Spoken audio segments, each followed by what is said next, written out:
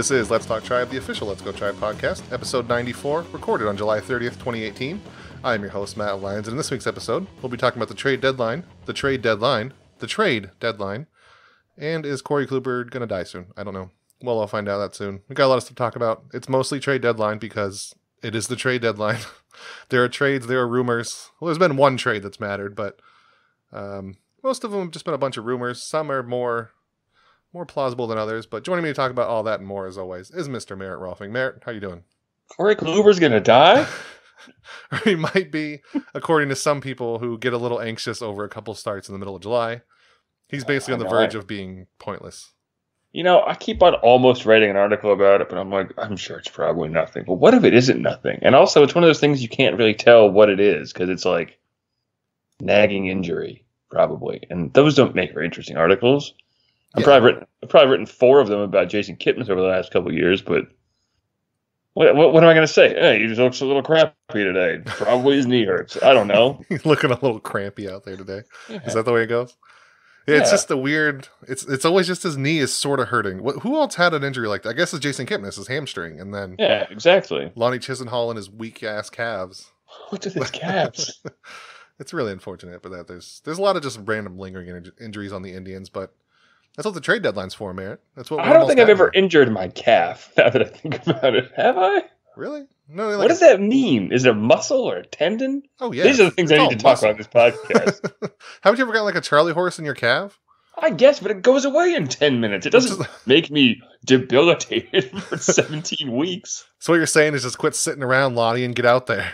Yeah, just rub some mud on it. I've had a Charlie horse once. You can deal with it. Yeah, I stubbed a toe last week. Hey, I dropped a furnace on my toe last week. All right, furnace that hurt. Yeah, I sell furnaces, so sometimes you drop on your foot. that's what happens. Yeah. So anyway, Merritt, we got some trades. Hopefully, none of these guys are injured or too injured. Like I said at the beginning, we got a lot of trade deadline stuff to talk about. But first, we're just going to grade some. I mean, since our last podcast, I don't think we've talked about Brad Hand and Adam Simber, but I don't have a whole lot more to add to that. That's just the only trade the Indians have done. They've got bullpen arms. That's cool. They don't have their top prospect anymore. That's not as cool, but... And he sucks now because he's gone. Yeah, he's terrible. I never liked him anyway. Works. You trade your top prospect. It's like the Cubs don't care about Gleyber Torres anymore. So... Well, that's the whole thing. If you win a World Series, it does not matter who you trade. No, the Indians could trade literally everybody, and if they win, it doesn't matter. Yeah, so, exactly. I mean... Are the Royals fans are probably understandably upset over how this year is going. Sure, but that's all post. That's because the team is mismanaged and wasting things as opposed to just. Well, I'd be upset if I was a Royals fan because they're not like going all in with the. Right. Like they're still dangling halfway in between. Oh, we're going to compete soon. I'd rather just go all in and admit it and rebuild than whatever Dayton Moore is doing. I have the 2018 Kansas City Royals baseball reference page up for some reason. That was like a Lucas Duda for some reason. But yeah, like why is Whit Merrifield still on this team? Like he's a 30-year-old. Because they're going to compete, Merritt. They're trying to win out here. The team, they're so. I was wondering who's worse, them or the Orioles, right? Like in terms that they have nearly mirror image records. Yeah. But one of them plays in a terrible division. One of them plays in a good division. If the Royals didn't win a World Series or get to 2 in a row, they'd be like one of the most dysfunctional organizations, right? Because they had all those high draft picks, and it doesn't matter because they won. But I mean, this is a weird tank, not quite tank. They're kind of, I think they get a lot of leeway because they just won a World Series, which is good. They should. If the Indians won in 2016, I wouldn't care what they've done for so many years. But anyway, trade deadline. Anyway, that's nobody wants to hear about the Royals. They want to hear about the trade deadline, which is tomorrow at 4 p.m. So we've got, what are we at here? 15, 16 hours, somewhere in there. Yeah, that sounds about right. So the most recent ones have been just quiet rumors about some minor players the Indians could trade for. I don't know, Cameron Maben. I don't know, Bryce Harper. That's the most recent. So when I did the news post of it, like my general idea is that we're this close, so anyone who's an insider who has a rumor is just dumping it now. Oh, yeah. Whether it's new or they had it like a day ago. If you heard someone talking about Bryce Harper, you're sending it out now. I'm sure even if you were waiting for like more clarification or more like the trade might be closer, if you had some kind of word that the Indians were talking to the Nationals about Bryce Harper, you're going to tweet it out, which is what John Morosi did. He even said in the tweet and in his own article that there's not a whole lot of momentum. The trade's probably not going to happen, but hey, they talked on the phone, which is what a lot of trades are. anymore. Were they talking about Bryce Harper? Maybe not. Maybe just, Bryce is having a bad year, huh? Yeah, really is. All right, later. Right, moving. So where do we put this? Is this? We don't have a grading scale, but I guess in terms of if it happened, would it be great? And is there any chance it'll happen? We can have those two kind of. Well, let's cover the first one first. Yes, wouldn't that be super cool? Like, that would be the coolest. That would be pretty neat. Yeah, he would instantly be. I mean, I know Jose Ramirez. I mean, I guess he'd still be the second best hitter third best hitter in terms of talent on the team. Second best, maybe. I don't know. He's really, really good when he's really good. That's the thing. He's having a bad year, and he's still a firmly above average hitter. Like, it's all just BABIP based and not getting singles to drop when they used to. But he's still hitting missiles. Like, he's not bad by any stretch of the imagination. He's just bad by the Bryce Harper stretch of the imagination. So it would be super cool, and it would be the kind of trade that you just go, "Why did you do this? This is insane." It's a madman's move, but I fully support it. I don't know what it would cost at this point. Like, yeah, that's the big thing. In a vacuum, without thinking about what it would cost, it's great to get Bryce Harper, but considering they're going to be asking for probably I think they have more leverage than the Orioles did with Manny Machado, which they didn't get like a ton in the deal. But I think with the Nationals, they can say to teams, "No, we're going to just hold on to him and keep trying to compete." But the Orioles really couldn't, so maybe they could pry Tristan McKenzie away if they really wanted to. Because like the thing, the talk is always Bryce Harper's going to go to the Yankees, but there's nowhere for him to play on the Yankees now. Yeah. So maybe you hold on to him because you want to try and sign him. The Yankees were able to pull that off with Aroldis Chapman and turn him into Gleyber Torres and then get him back again anyway. But that's, having the guy in your pocket to begin with, and that's probably a little bit better. Although apparently there was an article just a little while ago that came out about how the Nationals clubhouse is a total mess. I don't know whether that means it's just messy or if everyone just hates each other there. But I didn't read it. I just saw the headline. So, because it's news. No one reads articles anymore. There's just dirty jerseys and old magazines everywhere. It's really gross in there. It's really messy. Yeah, it's a total mess. Old sandwiches just sitting in the corner. Like, what's going on in here? Oh, chemistry-wise, they're great. Everybody loves each other. It's just really dirty. That's all they meant. Well, they all bond over old sandwiches is the thing. That's also the problem with why they're struggling. They all have stomach aches from old sandwiches. It's like that episode of The Simpsons when he had that really big old sandwich. Yeah, totally. Look it up. Yeah. I feel like I'm on the outside with baseball, but I'd have never seen an episode of The Simpsons, which is probably weird. It's true.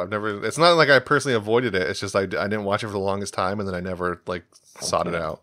It's all pretty much terrible. So what's the point? So on the Bryce Harper trade, on the other mini scale, what are the chances of it happening? I mean, probably zero, right? Because again, the cost is probably astronomical. It would cost at the very least, a top prospect, and then maybe even MLB. Would you trade Mike Clevenger for Bryce Harper? Oh, hell no. Would you trade Shane Bieber for Bryce Harper? No.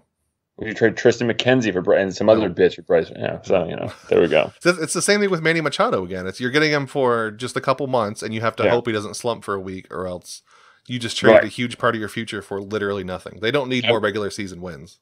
Right. It's basically what happened with, it's not quite as a huge, a close issue as when the Giants traded for Carlos Beltran a little while back, who had a not very good couple of weeks, and they fell out of contention. And then if you look at his numbers with the Giants overall, they were very good, but it cost Zach Wheeler or something like that.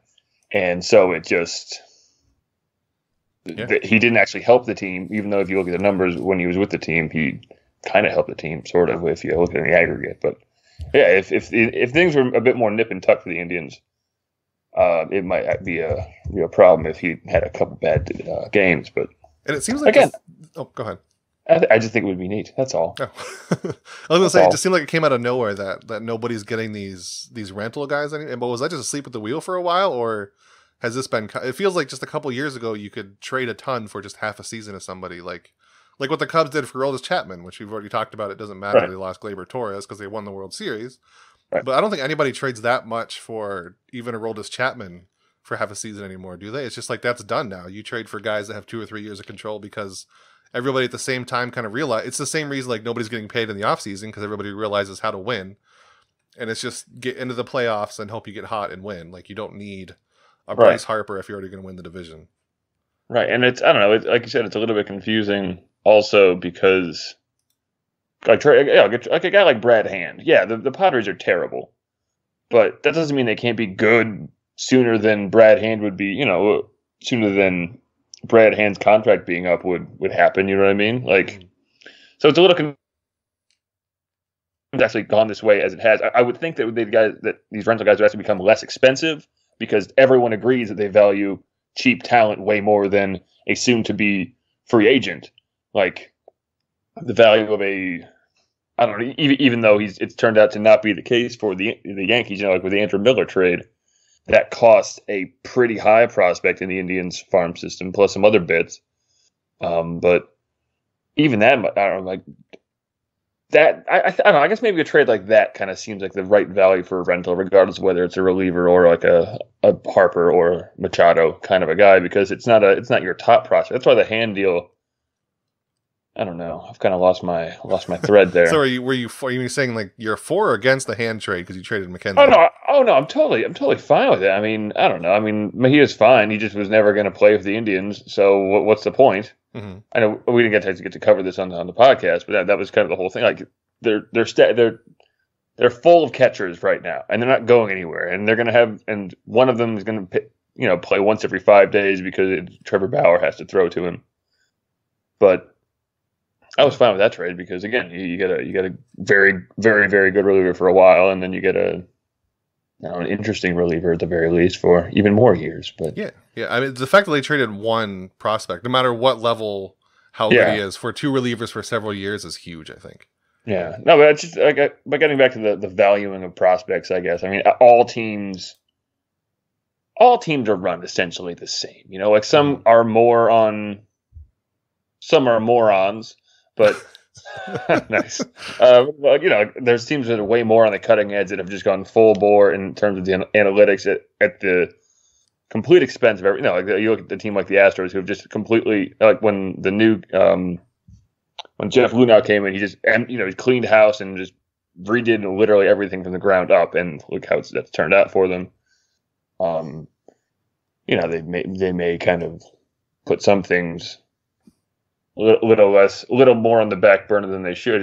Case in point, the Ozuna deal that they just made, great deal on the field, but otherwise maybe not so much. Yeah. But then you have other teams but regardless, these teams all value players the same way. Like no one wants to pay free agents any money at all ever. They want. And I don't see that as wrong either. Like now, because look at Eric Hosmer and. Oh no, and I mean they're not right. I mean, in terms of teams wanting to get efficient wins, everyone wants to pay all of their Jose Ramirez caliber players real Jose Ramirez contracts, and things like that. So I guess it's just you'd think that the price of a rental Harper or Machado or I don't know, whoever else is a rental right now, just off the top of my head, I got nothing going on. Or like the Carlos Beltran deal of a few years back. McCutchen, too, right now. McCutchen, to a degree as well. You'd think that these deals would be less expensive than maybe the media pushes them as being. Like, I don't know. I mean, realistically, I would think that a Tristan McKenzie for Bryce Harper deal is way in favor of the Nationals, and I'm probably right in that, or maybe I'm not. I don't know. He's still just a prospect, or I don't know. It's just no. I think that's always happened too. Even when people paid a lot for rentals, it was always way overshot what they would trade. I get that's that's something that's especially now. Like I said before, all these teams are run basically exactly the same. It's a little confusing to me that there continue to be these overpays. If everyone agrees something's an overpay, then all of a sudden people will stop overpaying, right? Isn't that how economics works or something? You would think, but it only takes one. I mean, you could have every team realize something is an overpay, and then Orioles come in and go, I'll do it. Case in point, Chris Davis. They'll give him a massive contract because he smashes dingers, and that's about all he needs. So bad. Oh, my God. Chris Davis Unleashed. This is my favorite season of all time. He's going to have the best, worst season of all time. So another recent trade was, again, Andrew McCutchen. We just talked about another rental. He was mentioned. He's obviously going to be way cheaper than Bryce Harper. So on the scale of if they did it, would it help? Where do you put Andrew McCutchen joining the Indians? My boy Andy McCangrong, I wanted the Indians super bad, obviously, because he's my favorite player in baseball right now. But obviously it helped too, right? He's a better hitter than anyone but Brantley in the outfield right now. He hasn't missed any time at all, really. He hasn't hit left the last game with contusion. His status from Monday's matchup against the Pirates is uncertain. God damn it. It's crazy you had that all in your memory and just recalled it. That was... I know, right? No, but that's a deal that I could actually see them making because, like you said, he's a bit of a rental, right? His contract's up at the end of this year. Rental. But he's way cheaper, so... Right, exactly.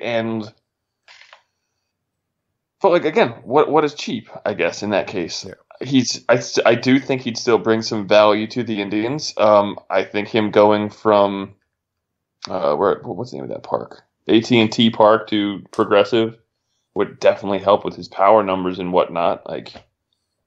But I don't know. I almost don't think the Indians are going to make. I don't think that they're going to make a trade deadline move for an outfield player. I think it's going to be a waiver wire thing again, like with Jay Bruce. Wasn't Jay Bruce a waiver wire thing? He was, I think. Yeah. He was either waiver wire like right at the end, but I'm almost positive he was a waiver wire. Okay, yeah. So, yeah, no, I almost don't think that honestly they're going to make the move just because of that. Like I said before, the cost thing. Mm-hmm. Yeah, I mean, the longer you wait, and especially because they don't need him for the regular season, so wait and get him a little cheaper when it's only like a 2-month rental. Exactly. I mean, like someone like. Because we've seen cases where these guys do come up to be, and they end up being very, in terms of just cost of prospect, very cheap. I mean, case in point, Justin Verlander last year, Yeah. He was bought for a song by the Astros, and it was a waiver wire pickup, if I'm not mistaken, right? Yeah. Yeah. So, I don't know. I think McCutchen or someone like that, because these guys still want to recoup some investment. As hopeful as I'm sure the Giants are to maintain contention, they're in comfortably in 4th place right now. Yeah, they're just in 4th place. They're very comfortably in 4th place. They have a losing record, and they're 3 games back. No, I'm sorry, it's like 7 games back in the loss column to the Rockies. So yeah, their season is all but over. But I mean, how willing are they going to be to just turn it over? Because they're the Giants, and they always get these huge crowds, and they seem to be competitive. They want to be competitive anyway, no matter how clear it is they shouldn't be. But that would, because that's the thing. Like, when was the last time they were down in attendance? Because right now their attendance is really bad this year. Never mind. Yeah, it's still third in the NL. Jesus Christ. Yeah, but I think they're one of the few teams that could trade like McCutchen and still not do a full rebuild just because they have him. Even Evan Longoria, if they can find anybody to take him, and they'll still have like a full team. They'll still have Bumgarner and Brandon Belt when he comes back. So they could just deal off and basically just give up this season without giving up several future for a rebuild. I think they're one of the few teams that can do that. It's just a matter of if they will. Yeah, no, and also too, they kind of exist in a very interesting place. At least I think. Maybe it's because they've been winning so much, so it's easy to say this, but they exist in an interesting place in the kind of in the scope of the Bay Area as a cultural thing, as much as just a team, a place to go, as opposed to, because everyone's there has so much goddamn money. Going to a baseball game is not a big deal. Whereas, me, it's something I can do twice a month. But whatever. You can manage your rent there. You can go to like several baseball games. You're set. Yeah, I know. 3-4 games a year. Get some garlic fries and you're good. And then as far as I'm concerned with the prospects, like anybody but Tristan McKenzie and Shane Bieber, if you can get anybody to take like Nola, I'm just looking at the prospect like Nolan Jones, Noah Naylor, I guess Bobby Bradley, he's been slipping, but if you can trade any of them for even a rental, I'd be okay with. I think the problem is I don't know you're going to find many people who want them for a big name rental unless they get the cost like it's really cheap, but basically whatever you can get for not getting rid of Tristan McKenzie and Shane Bieber, I'd almost do, even though I've always been on the bandwagon of don't trade just to get somebody for a couple months. But anybody you can get without giving up those two, I am quite okay with. Because the Indians, they have just the top heavy system is just McKenzie and Shane Bieber now. And Bieber barely counts. And after that, they have a bunch of pretty good prospects. I guess Bobby Bradley could be the next level. They have interesting prospects. Interesting, that's a good word for it. Nolan Jones, I find to be interesting, but again, he's high A, low A right now, something like that. Guys like that. Yu Ching Chang, as we talked about on the podcast a little while back. Who just sounds like an awful name, but we swear that's his name. It sure sounds. And he's a shortstop, so I mean, he's an easy candidate to trade at some point because he's not going anywhere with the Indians unless they move. Jones is the same case, although again, reading about his ability to hit is very interesting. Although I think the Indians are. Well, Jones is the third baseman, so he could easily come up and bump Ramirez over. Right, exactly. Yeah, bump Ramirez off the team. Exactly. So just DFA Ramirez. You got no. Yeah, we don't need him. Yeah, we got Nolan Jones now, baby. I think it will be interesting to see who they trade if they do trade, because like I'm agreeing with you. If they're going to trade, they might wait for a waiver wire. But I'd be interested to see who they're required to send away, just because they're not going to trade Tristan McKenzie or Shane Bieber because they're not insane. No, exactly. Because those two help them win. Well, Tristan McKenzie doesn't help them win this year, but he's a clear piece of their next core, I think. And Francisco Mejia, because he didn't want to move away from catcher, just wasn't going to be part of that. And now he's a Padre. Which seems almost like a punishment to the poor guy. He's on the Padres. He used to live in San Diego eventually, which is cool. But then you got to play for the Padres. I mean, what is their minor league system like anyway? I always like finding out, like, like if you're in the minor league system for the Dodgers. Oh, he's on a ridiculous name. You end up in like Round Rock or something like that. Yeah, the Padres have a weird. I remember looking right after they traded. I'm like, oh, they traded for that weird team, but I can't remember what it's called. So another interesting trade idea for the Indians that's been up recently. You just mentioned it before the podcast. It's trading for like a Brian Dozier, or there's been a bunch of third basemen too, like Adrian Beltre. Anything to get somebody to second base, whether it's Jose Ramirez or Brian Dozier, and then bump Jason Kipnis to center field. We saw him play that in the ALDS last year. Okay, well, let's not put words in my mouth. I never mentioned anything about just Kipnis. Well, you mentioned the first part that the Indians might be interested in Brian Dozier. I'm adding the second part that you can just sort of flick Jason Kipnis out there, because his bat has been a lot better recently, and he's not going to be any worse. I mean, it's an upgrade. His defense is going to be worse than Greg Allen or Rajai Davis probably, but his offense is going to be better than either of them. So it's kind of like a who cares kind of thing. So maybe you can move him out. I don't want to be mean or rude to you, Matt, because you are my editor. But no, none of him. Look. Anyway, so I'm looking for a new podcast host. Is anybody listening live now interested? Just go ahead and hop on Skype. You just have to agree with me on everything. So you don't want to put Jason Kipnis out there at all? No, I don't, because they still need a glove. All right, I still have bad memories of the World Series of 2 years ago. All right, nothing bad happened. I value, because the offense exists in so many other places. I value the defense. That's why I like ideas like this Joey Gallo idea that's been pushed time and time again. I love that idea. I like ideas like that way more than the idea of moving Jason Kipnis to center field, because I just don't think it's a good idea. I don't think he has the defensive ability to do that, basically. Not to be mean. He seems like a nice boy, and everyone likes Jason Kipnis, but no, man. So you just don't think the Brian Dozier thing is realistic at all, or they would get him and just like DFA kit, because there's nowhere else would have put him. And therein lies the real question. Yeah, like what is the move there? I guess is it move Jason Kipnis to right field? I don't know. He's got a second baseman's arm. That's why he plays second base. You know. Yeah. So I don't know. That's. Again, it's the only person I've actually heard mention the Brian Dozier deal was Rick Manning on Monday night. No, it definitely was a real thing. It was. I remember Buster only tweeted it that day. Oh, right. Okay. Yeah. Yeah. Well, I don't think it was even like a confirmed rumor. He just said they were looking for center fielders, but there aren't many center fielders, so they could do something like trade for Brian Dozier and then move Jason Kipnis. Or they could just make Brian Dozier play third, move Jose Ramirez back to left field where he played when Juan Uribe was on the team, and then move Michael Brantley to center where he's bad at it. So there you go. That's gross. That's perfect. It's a perfectly designed system. Do you really want to watch Michael Brantley in center field? I mean, same disclaimer. I love Michael Brantley. I would much rather watch Jason Kipnis at least try center field than Michael Brantley. Oh, I really want this idea to happen now, actually. Michael Brantley center fielder is your dream scenario. Mm-hmm. You look so smooth out there. Sure, he can't get to certain batted balls in the gap, and his arm isn't quite good enough to really make up for it, but still, yeah. So we need to talk about my favorite rumor, as you mentioned a couple times, is Joey Gallo. I wrote about it today. It was just sort of tweeted that the Phillies and Indians, they were aggressively inquiring was the wording, which is funny. There's so many nice trade dedeline lingo, but aggressively inquiring. What does that mean? How do you aggressively inquire? Come on, give it to me. Maybe you just yell really loud, or just give me the player.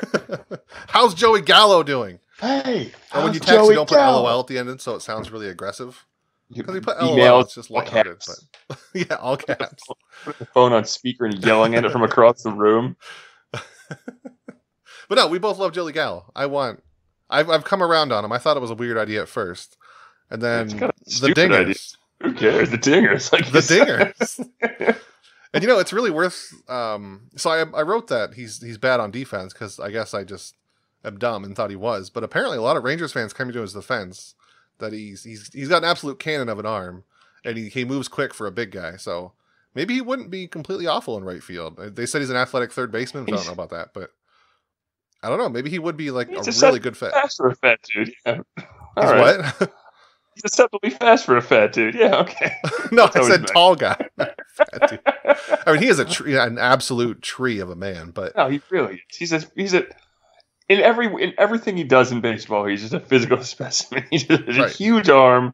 He hits the ball a quarter mile when he actually makes contact, and he just he's such a special player. The kind of player that everyone loves. Just the swing hard in case you hit it. Who cares about walks? They're boring. And I mean, that's the way we're going, right? I mean, you're either going to, he walks a lot too. So you're either going to walk, strike out, or hit a home run. It's not going to be as exaggerated as Joey Gallo is, but he's kind of the future of baseball. Just these really big guys that swing hard and they either miss entirely, walk, or hit a home run. Does he have more singles than home runs this year? Because I think last year he had more home runs than singles. And I love things like that. It's just he did that, and he still had like a 123 WRC plus, so he can do it without hitting a bunch of singles. He just has so much power. Boring anyway, yeah, exactly. And is there anything better than just imagining Tom Hamilton calling like a 500-foot home run in the ALCS?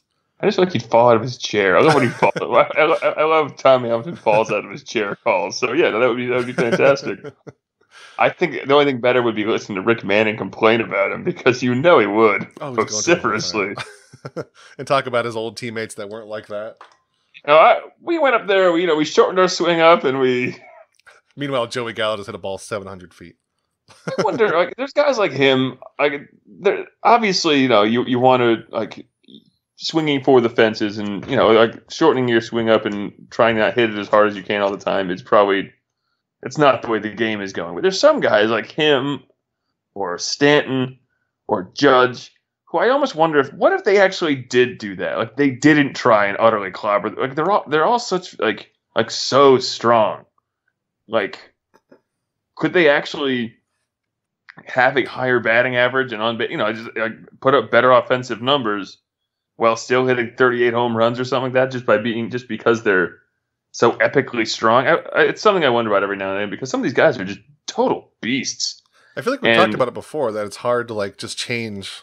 Right. Like with Yandy Diaz, you can't just tell him swing up and you'll be better. Like these guys, if you told them don't swing quite as hard, they would screw up everything for him, I think.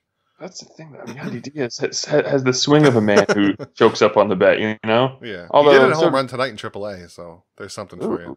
It's 8 feet off the ground the whole way. Yeah, all right. It bounced off the top of the wall and barely made it over. Poor Yandy Diaz.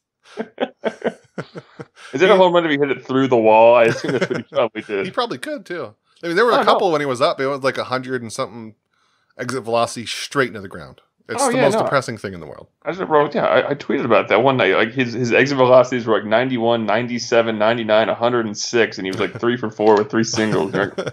Jesus Christ. Exit velocity is a stupid statistic. I've always wondered what it would look like maybe just 10, 15 years ago, what people would thought of Yandy Diaz. He'd just be a weak hitter, right? Because he never... Yeah, no, nobody would know how hard he's hitting the ball. He's just a weak contact hitter. Right, exactly. I mean, he'd have years where he'd have like a 325 batting average, or he'd have these long hot streaks where he'd hit 500, but then he'd also just ground into 7 dozen double plays every year. So yes, no, you look at the numbers and say it's terrible. I mean, you got a pretty good eye. He walks all right, but ugh. None of those ribbies. Not enough ribbies. Well, that's the thing. He might get more ribbies than you think based on the team, because he'd get a lot of RBI groundouts and things like that. Yeah, I guess. I was thinking more if he could get anything out of the infield, he'd get more RBIs, but because he couldn't do sac flies. If he can bunt, he'd fit it on the Indians, I guess. I was reading in some article today, I think, about the Pirates, and apparently there's a mantra that the no Farah. Sorry, my cat's being bad. There's a mantra that Dodgers adhere to, and it's basically there's no slugs in the ground is how it goes. Because if you make ground balls, you won't have a good slugging percentage. It's a very creative and fun saying. So they do that this year, or was in the past they did it? It's something that they continue to live by. So that's cool. That's something that someone should tell Yandy Diaz. There's no slugging. Like, yes, there are. They're right there. I wonder what the Indians' mantra would be based on how they play. I can't think of it off the top of my head, but that'd be a good I mean, they hit a lot of home runs, man. They hit a lot of home runs. They're one of the highest home run teams, I think, in baseball, right? So they're saying it would just be dongs. That's it. It's just dongs, period. Dings for days, baby. All right.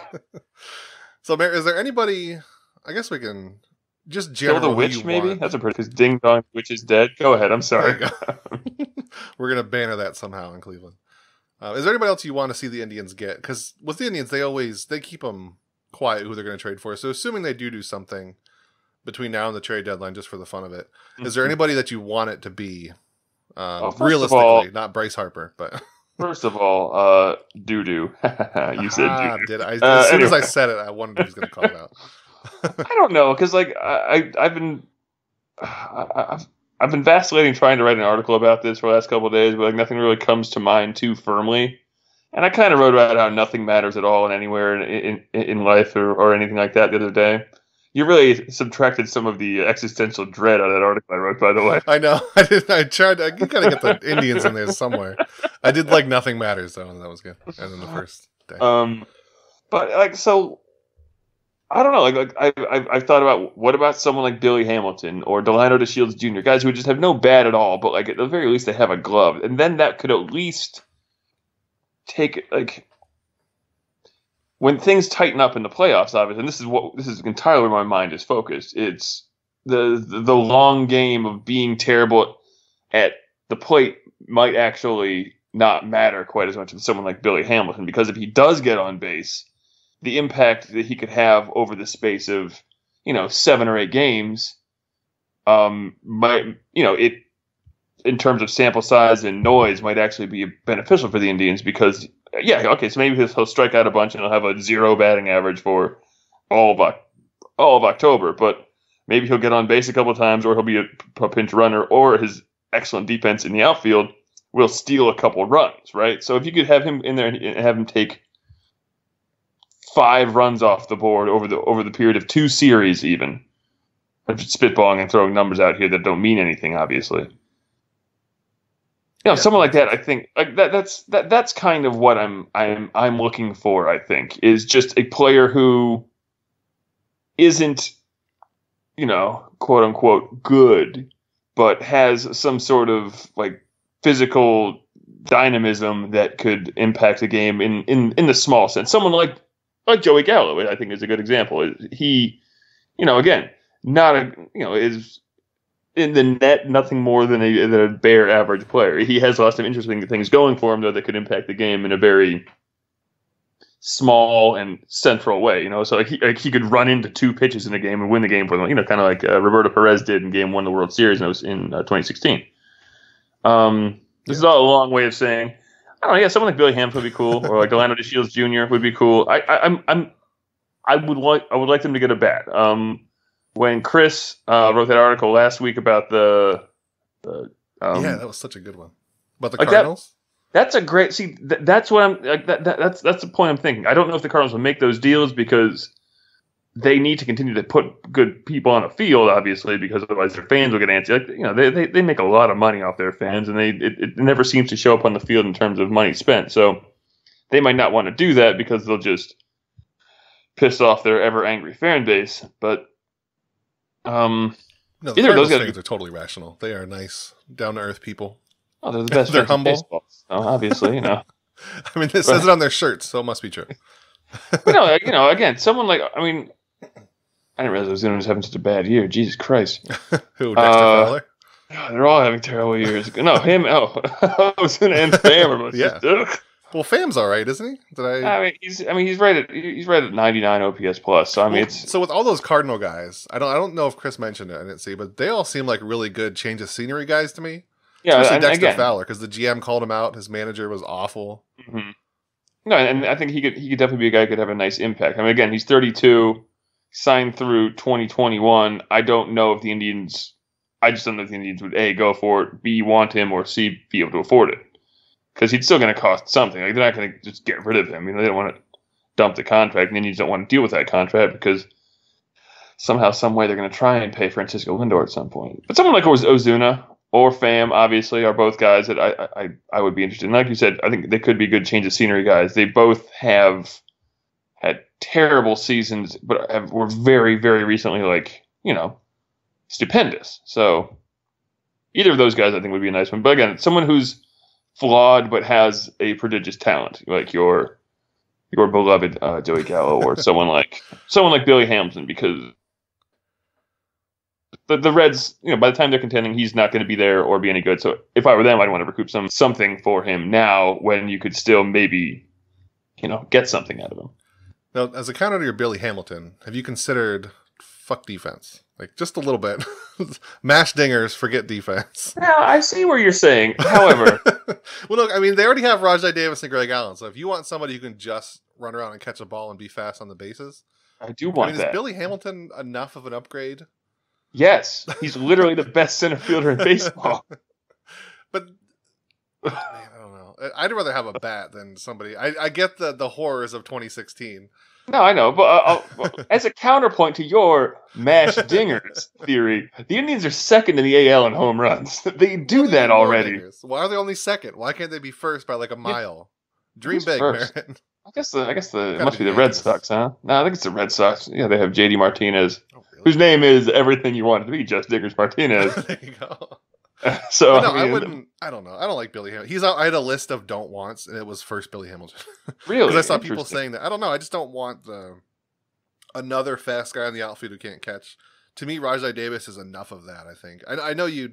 I guess at the same point, since the Indians are only second in dingers, he's not good at it. Like, that's the thing. Like, he seems. I think Rajai Davis seems like he's still a very fast and. I don't know. I sometimes think Rajai Davis lives a lot off reputation. He, again, still a very impactful guy on the base paths, but I don't think he's ever really been a very good defender, and hasn't been a good defender in a couple of years now. So, for whatever credence we put on defensive statistics, it is what we have to go off of. And I don't know. I mean, damn, you have an excellent point. Every time I think about it, and you're like, Diggers, baby. You're like, damn, he's so good. But the main ones I had, if you want no defense, how about that Shin-Soo Choo? How about that Texas Ranger? I accept that idea entirely. I'm fully down. Oh, I love Shin-Soo Choo. You kidding me? Let's bring back one. That's my favorite current former Indian. Is that the way to say that? Yes. Favorite former Indian still playing is Shin-Soo Choo. I would love to bring him back. I don't think it's going to happen. I don't know, but he's having such a great year, and he's 36. He's no role anywhere, but it would be fantastic. Yeah. No, I throw him in right field. I don't care. Throw him out there. Put him there. Platoon him if you want. Just get him in right field. Just hope nobody hits it over there. I think he can do well enough. If you haven't told, I've given up on outfield defense. Really, I saw people that can hit now. I mean, it's a good thing that fly balls aren't ever growing in baseball, man. I tried to quietly note in my Joey Gallo post that the Indians have the third highest fly ball rate, but they strike out a lot. See, so I think most of the fly balls just leave the stadium though, or they're like really high and you can just get them. I don't know. I want Shin-Soo Choo. I also like Nick Castellanos, so they can somehow pry him away from Detroit. Derek Dietrich from Miami, just because you can rip off Miami so easily, and he's surprisingly good. He's 29, which I didn't realize he was so old, but he's still got 2 years of arbitration left. So that's another. I've never seen his defense. I don't know if he's a decent defender, but he is actually an outfielder, unlike Shin-Soo Choo, who should be a DH. But I like the idea of bringing him in for something if that's not super expensive. But I think there are some deal I did like too. And I thought that was a neat idea. I talked about with a radio man a little while back. But yeah, that would be a neat move. Or like you said, Dietrich would be nice too. Yeah, there's a lot of just little very Indians-esque moves they can make that we haven't heard about. Because I haven't heard anything about them being tied to Dietrich or Leonis Martin or Castellanos or Choo. It's all the big names that people know. Which again, going back to the don't want list, which I decided to make, one of my big ones was Adam Jones. Just because I don't think he'd be worth it. He doesn't want to come anyway. He wants to stay in Baltimore for his charity and family, but That's fine by me. I didn't want the Indians to trade. I think he's just one of those. McCutcheon is kind of on the border of this. It's just people know his name, so they should get him. But he's a center fielder. Why not him? Yeah, right, yeah. I see that. Yeah, it's like I've heard of that guy. Yeah. What about Adam Engel? Is he any good? Would they trade him? Probably not, huh? He's 26 years old. Oh, never mind. He can't hit worth a damn. He's a center fielder for the White Sox. Oh, they don't need him. He can't play defense. And somebody in the fan post mentioned that was kind of curious. Adam Eaton, is he even healthy still? But that would be interesting if he is. I didn't. He wasn't playing the last time I went to a Nats game. Because if the Nationals are selling everything, I'd take Eaton instead of Harper and just get the cheaper one. I think. he's reportedly still healthy, but I wouldn't mind Adam Eaton all that much. Play him in right, I guess, right? Because you don't really want him in center. I'll just put him in center. Range-wise. Put everybody in center.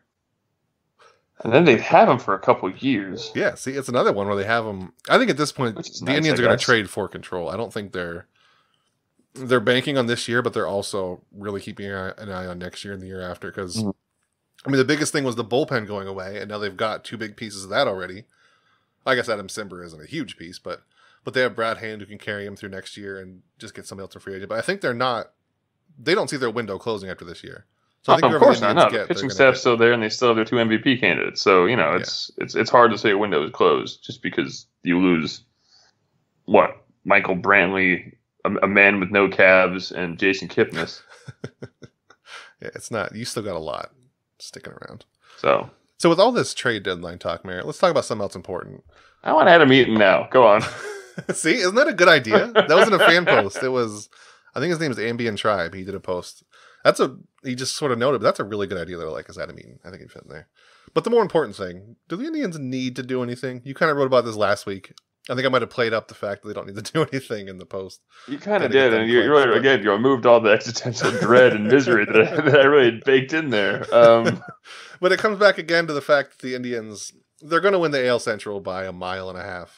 They're going to just need somebody in the playoffs. So do they need to make a big trade for somebody, or can they just rely on the random number generator of October? And that's a good question because, I mean, obviously it helps to have really, really great players so you can just crush people as you go through October, like the Astros did last year. But you can't really just make an Astros team, can you? Because that took 5 years and a whole bunch of badness. I mean, that honestly makes sense to me. They got random number generated out of the playoffs pretty quick last year, and then went the other way really well the year before. So. Right, exactly. Like it's amazing how hard it went one way and then the other. Jesus Christ. But I think it's hard either way to be upset, no matter what they do. Like if they trade somebody, cool. If they don't, I get it. And like it's just the issue again is just finding where to put them, because so much of the roster is affixed. Like the only slots they really have are 2 or 1.5 or 2 maybe outfield spots, but the amount of guys who are available to fill those spots are expensive or hard to find. So I think they could still be fine if they didn't make a move. I think it's more of it would be nice. Like they have 57 wins now. I figure those at this point, with the addition of, Brad Hand and Simber and the bullpen getting back healthy and things like that, and assuming that Yonder Alonso, who I just realized for the last month has like a 960 OPS or something like that. If he turns in, if his second half of this year is like his first half of last year, they're going to win like 94 games again, and it's going to be just so easy. So it's so hard to find someone who would have the kind of impact that you'd have, that you'd want someone to have in October, because it would have to be like a Harper type, or someone who, as you mentioned with Joey Gallo, just someone who's just really, really powerful, but, flawed, who just accidentally runs into a bunch of pitches or something. So, I don't know. It'll be nice, but I don't think they need to do anything, honestly. The team is good. I think the team is better than people give it credit for, just because of how bad a couple of games have ended. But, I don't know. What do you think? No, I'm with you. I'm perfectly fine without making a trade. If they have Corey Kluber, Carlos Carrasco, Trevor Bauer, and Mike Clevenger, you have that in a series, you can kind of just hope the rest falls into place without trading a bunch of people. It's why I wasn't upset about Manny Machado. I'm not going to be if they're when they don't trade for Bryce Harper. I'm not going to care too much. Right. I mean, they have a great lineup, like you said. They have 3 holes on the outfield, maybe a hole at catcher, depending if Yan Gomes actually decides to hit for a week at a time. But I mean, they have the best infield in baseball, the best starting rotation in baseball, or one of them. And then they have a pretty good bullpen. You can win a World Series with that. Yeah. I mean, teams have won with a lot worse. A team like the Astros is very daunting. Which is who they're going to play in the first round pretty much no matter what. They're not even fighting for seeding at this point. Right, exactly. So it's just the way it's going to be. But again, that's where someone like Adam Simber really comes into play, where he just obliterates right-handed hitting, which is very helpful. So, Now, is this the best Indians team you think of this little streak of 3 years in a row they made the playoffs, one went to the World Series? Is this the best overall team? Which is kind of weird to think about. They might. That is kind of weird to think about. But I mean, Christ. Well, are they better? Like Francisco Lindor and Jose Ramirez are way better than what they had before. I think the issue that we have to remember is just, Corey Kluber is going to be there at the end of the year, I guess, because right now, again, he's still a very, very good, but he's like top 15 instead of top 5. But they still have a top 5 pitcher, and then Carlos Carrasco, if he can start performing back to his peripherals, then that's the thing too, is the pitching there, and then the bullpen has been but maybe it is actually in terms of raw talent, just because of what those two have become, and other guys actually kind of starting to, because after Yonder Alonso, for as much as everyone loved Carlos Santana, he's not that really far off. No, I mean he's not that much worse, and he's starting to heat up. Like he was unlucky and cold for most of the first half of the season. So in 2016 at Mike Napoli, you didn't have Edwin, so I mean that's clearly an upgrade at DH. Right. I mean, it's hard to really argue that they're that much worse if you don't want to go better. It's not a big of a drop off. But this is the team that everybody seems to think is, they're not going to win. I think this is part of just the cycle of having a good team. Like we're expecting them to be so good now. It's not like we're the underdog, and so everybody gets upset over every little thing.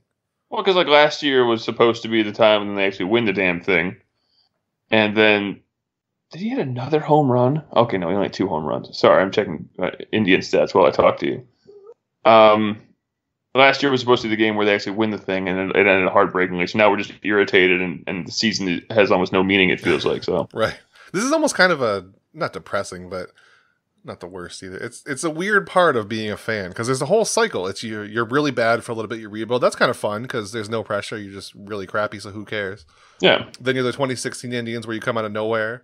Then your last year where they have like expectations. If you don't win in that year, like the next couple years, I think they've got frustrated to say the least. Yeah. I mean, I wasn't a Braves fan in the 90s, but how many of those fans were happy that they were just winning however many division titles and losing? I mean, that didn't happen in the era of Twitter, but imagine like if it happened, what if the Indians did it? They win the division like the next 10 years and never won a World Series. There's not going to be a bunch of happy Indians. Much more recently, look at someone like the Tigers, and that team was an absolute powerhouse for 4 or 5 years there when they had, at this point, 3 or 4 Cy Young winners.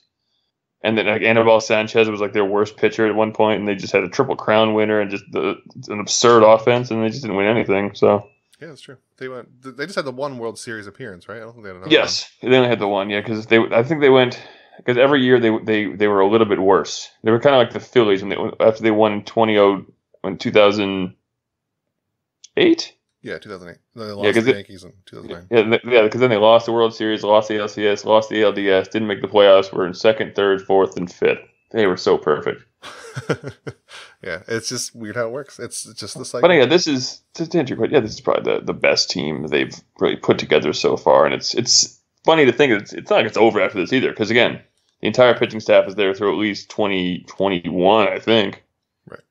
And then Allen's gone, but whatever. So is Miller. But again, whatever. They have Brad Hand and Adam Simber. They're both pretty good. Yeah, exactly. So and you've talked about it before, is the fact that they can't really develop. Or was it you or Chris that wrote about they have trouble developing relievers, which is kind of weird. There's none coming up. And I guess you just force Adam Plutko to be a reliever, but he's not going to be great there either. I mean, the thing is, too, there's just a couple things I forgot. If you go and read the comments of that article, some guys did point out that there was a guy who threw like 98 that they traded for Adam, that was in the Andrew Miller deal. And there was some other name who was supposed to be a good arm, but then he got Tommy John surgery in like March or something like that. So it's just they've had a little bit of bad luck as well. Yeah. The relievers were JP Fireeisen and Ben Heller. They both traded. Yeah. Okay. And at least one of those guys. Him, yeah, but still. So that was a ton they gave up for Andrew Miller, wasn't it?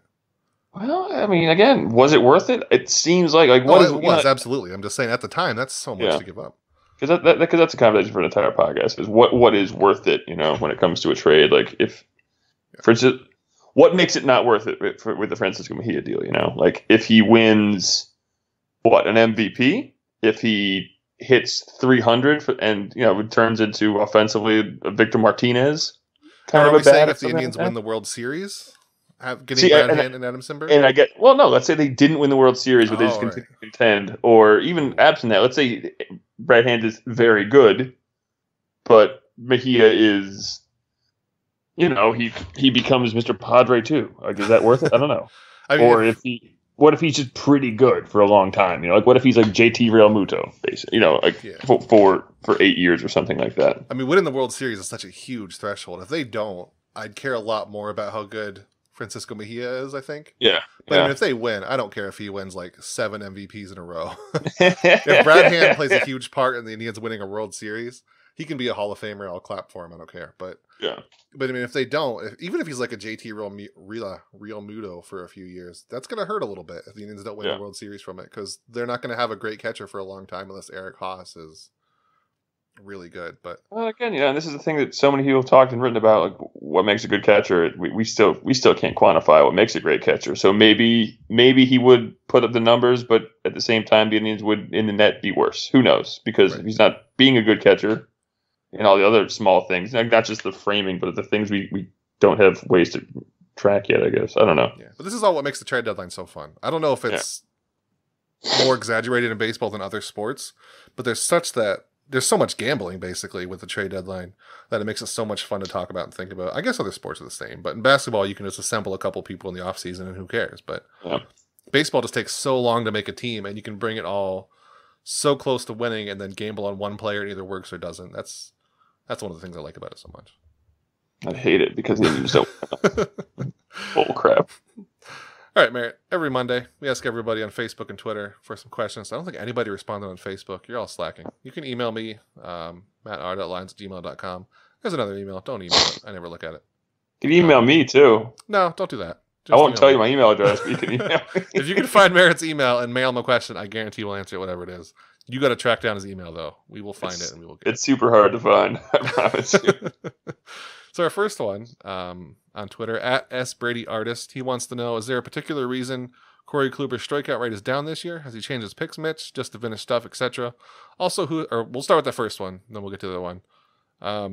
So did you look into this at all, really? I sort of did. There's not a huge difference. I have a few times now, yes. Right, so you take this one again, I've been trying to find something to write about with regards to his not being quite as, but like it's hard too. Like before I get to what I was going to say, but because like in 2014 he was dazzling, and then in 2015 he was pretty good, and then 2016 he was very very good, but then last year he just exploded.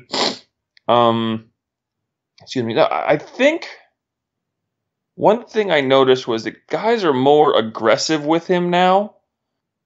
Like they're swinging, like not a ton more. Like they swung again. Even in that case, it's not all that much. Well, they're swinging at pitches in the zone 63% of the time as opposed to 59% last time, and they're making way more contact this year than they ever have. And I think that could be it. So there's his career contact rate 73.9. Last year it's 68. This year it's 76. So the hard thing is finding out what's causing that, right? Right, and so that's the real question. So, like, is his velocity down? Is his and these are all things I've been trying to find. Like, his movement profiles aren't really all that skewed from a year ago, from what I remember. Corey Kluber. While you're looking at that, the one thing I sort of found was that he's using his sinker more. I don't know if looking at Brooks baseball, his sinker's up more and his velocity and his four seamer's down a little bit, but it's not more than just like a regular drop. It's less than, I think it's like 0.3 or 4 miles per hour. So it is going down a little bit, and he's using his sinker more. And this was something, I don't know if you remember, I wrote about this a little bit a couple weeks ago, actually. He did the exact same thing last year, where he threw more sinkers early in the year. And then as the year wore on, he started throwing more and more sliders or his breaking ball, whatever the hell you want to call it. So I'm wondering if it's just guys have caught on to that. Like that's the thing too. Is like everyone is learning from everyone and things like that too. So I don't know. It seems like my takeaway from watching him. It just seems like his cutter seems more hittable than it has been in the past. No, Farrah, no. Sorry, my cat's trying to jump on my computer. These are the tragedies of podcasting. And again, this is nothing. This is not statistical analysis or anything. It seems like his cutter is a little bit more hittable, which is a little bit. I mean, his raw whiff count. Well, that's not going to help me at all because it's only half a season, so whatever. But the whiff count on his cutter is 15.3 right now. It was 21 last year. It was 50 a year before. It's weird to say that a guy who has maybe the best slider in baseball, it's his cutter that makes it all work. Because when you think of it, it does make sense. They're both moving on the same plane. They move at very similar speeds, at least out of the hand. It's like a 5 mile per hour difference, something like that. So maybe that's it. But yeah, I don't know. I'm wondering if maybe his cutter just doesn't have the same kind of bite as it normally does, something like that. But yeah, it's something I still can't figure out. Again, it could be an aggression thing. Guys are just being more aggressive with him earlier in counts. Now, remember, his walk rate is also really low this year. So is it maybe a conscious? I don't want to say pitching. Well, that's the thing. He's not. Well, and again, I thought the same exact thing. But it's his. He's not throwing balls in the zone any more than normal, particularly at 49.9 this year. It was 48.8 last year, 47.9 the year before. But like in 2014, it was 50.7. So it's always been around, 50% of the time he's throwing the ball in the zone itself. It's just, again, if guys are swinging more often, they're going to, they're not going to walk as much. And I'm wondering if that just might be the case. Yeah. They think. But again, they're not really swinging that much more often. So, is his velocity really suffering that much? I don't believe it is. It's not. It's just the normal. He's trending down because he's getting older, but it's not a huge drop off. So I don't know. This is one of those irritating things where maybe it's just injury. Maybe he's just tired and a little bit worn out because I don't know something. But you look at the movement of his pitches. Like if anything, his slider is moving on average more horizontally this year than it was last year, and vertically, it's got the same exact kind of bite as it always has. If anything, it's dropping even more this year than it was last year too. So, I don't know. It's one of those things where it's just maybe this is what aging looks like. Maybe guys are catching up. Maybe everyone else knows that he's throwing more sinkers in the first half of the year, and that's why he was so successful last year. They were just like, oh, we're throwing more sinkers. I'm going to go after that, and then he just stopped doing it last year too. And all of a sudden, you're chasing sinkers, and it's a pitch going completely the other direction, So, yeah. And I don't want to sound the alarms completely here, but if you look at his peripherals early in the year, even when it was great, you would kind of see this coming. Yes, There were a lot of signs that there's something different about him this year. Hopefully, there's just a knee injury that's going to go away. I don't know, but it's just a weird season for him so far. And this is something also I've been trying to write an article about, but I can't figure out how to frame it or other things that are more vocal in my head than just kind of feelings, nebulous feelings that I have. But like Fangraphs did a community ranking of managers, and I know everyone who watches any team enough has problems with managers, but for God's sake, Corey Kluber does not have to pitch 7 innings every game, right? I'm not the only one who feels this way, right? I think he kind of did for a little bit. I said this at the beginning of the year that I was okay with him doing it as long as the plan is to let off the gas eventually. But it's kind of insane that he's still doing it. Well, just they have a bullpen now. On Sunday against exactly. They have a bullpen, a very good, and against the Tigers, who are bad. Like, they're just not a good team at all. After 6 innings, they had 1 run. The Indians had 4, I believe it was, and they ended up winning at 8-1. Yeah. He was at 80 pitches or something like that. And, the more pitches you throw, each one is more trying than the one before.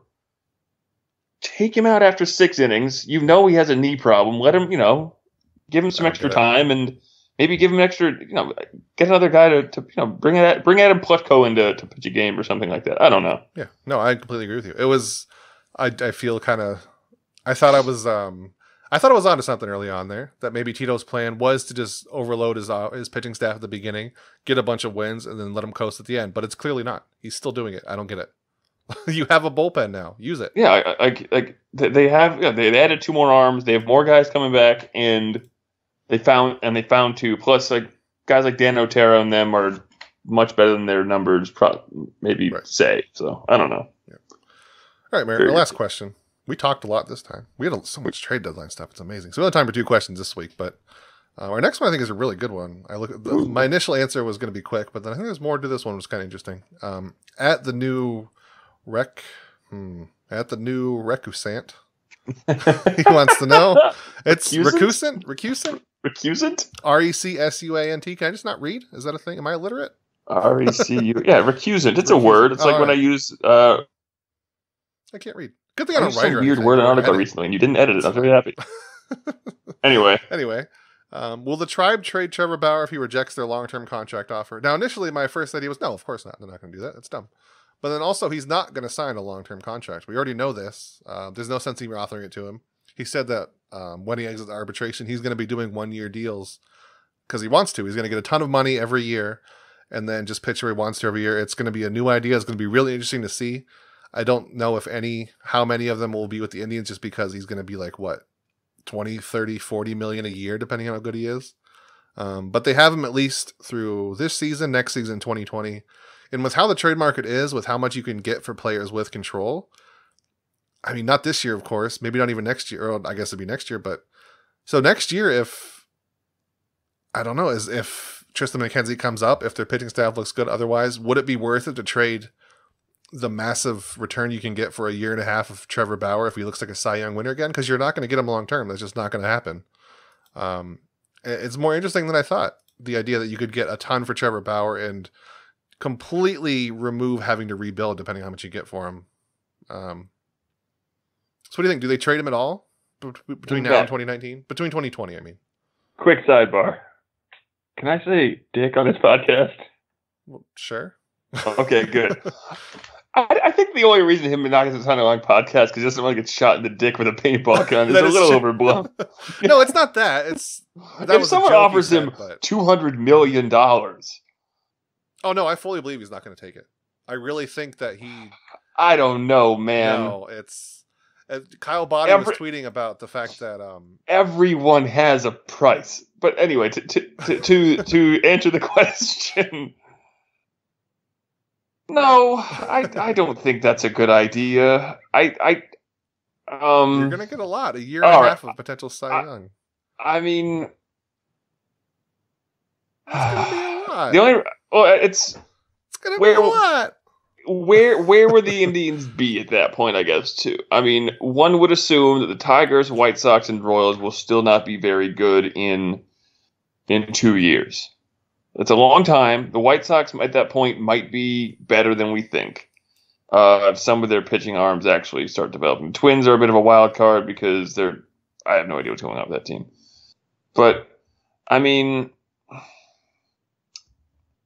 I think it's a stupid idea, even though I could see it happening, to be quite honest with you. You mean the trade him is a stupid idea? Yeah. Also, when Baseball Reference says that you're a free agent in 2021, does that mean after the 2021 season? No, it means 2021. He's arbitration. He has an ARB 4. He must have been a Super 2, but he has arbitration 3 in 2019, arbitration 4 in 2020. So he's a free agent after 2020. Oh, okay. So yeah, that's it. That's when he's a free agent. A year and a half. You could get like a really close to major league player or a major league player and another far off, really high prospect. I don't know. There'd be a lot of interesting things they could do. All right, well, what? Well, it's just, assuming he's performing like this again next year, and they're still good, and everything is I feel like that as long as the pitching staff is healthy, you keep it together because that's the backbone of the team. I think trading him is saying we're done contending because he's the best pitcher on the team right now, and he's the youngest, 27, and then I don't know. Yeah, then you give him one more huge contract. Well, you give him that $40 million contract, and then you let him walk because you're trying to win games and contend here.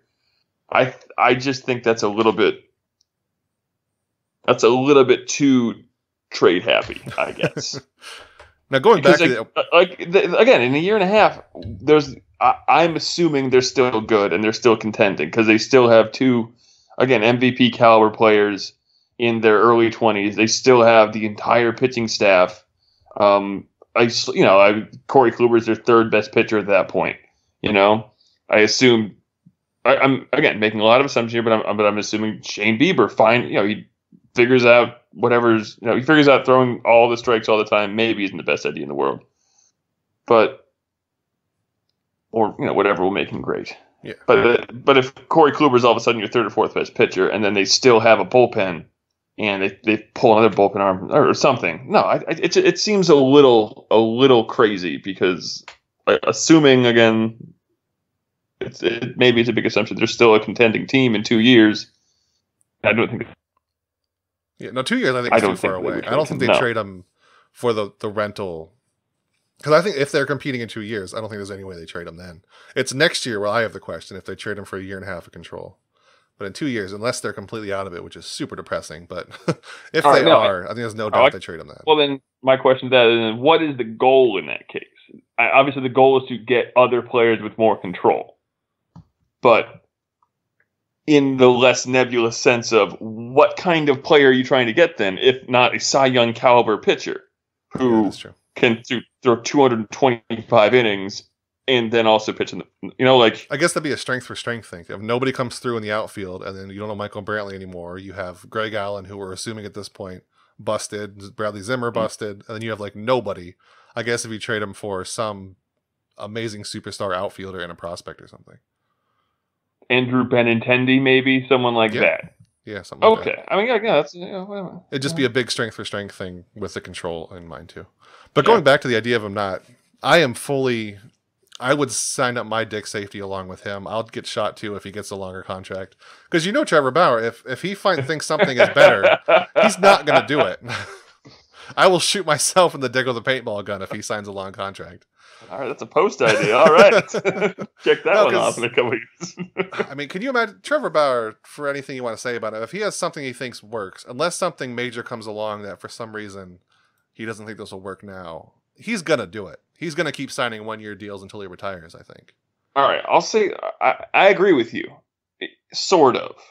But I'll also say this, and I wrote about this a little bit last year, or rather in the offseason, how JD Martinez signed a pseudo contract like this, right? Where it's 2 years, but then there's a ton of opt-outs, basically. And this was all Kyle Boddy, to go back to him, did tweet about this. What if pitchers this exact idea, but in reference to Yu Darvish, because he hadn't signed yet and it was taking a while. Yu Darvish is hurt now and not pitching very well. So he signed a 6-year deal. Yes, Trevor Bauer takes unendingly great care of his body and all this stuff, but he'll still be a 30-year-old man when he's I agree with when he said in the interview, it doesn't make any sense that a pitcher all of a sudden is going to be much worse in literally the physical prime of their actual physical life. But at the same time, a little bit of long-term knowledge that even if you do have a down, because if he has a down year, then what? He, instead of signing a $40 million deal, he's going to sign a $20 million deal or whatever. I don't know. I think it's a little crazy. I love the idea. I try and pull it off when I play MLB The Show because I don't want to play for any one team all the time. I want to change the scenery, But yeah, I don't know. I think the money thing, I think Trevor realizes how much money he has. And because Kyle Boddy was tweeting, it's going back and forth with somebody. I don't remember the exact thread, but it was basically that he already has an insane amount of money. He doesn't need more. No, I know. And that's the thing, too. And unlike someone like, say, Jose Ramirez, he definitely comes from a much more comfortable, growing up and everything like that. He's made, how much money has he made already? He's already made $16 million in his career. And he's going to make, Jesus Christ, so much money.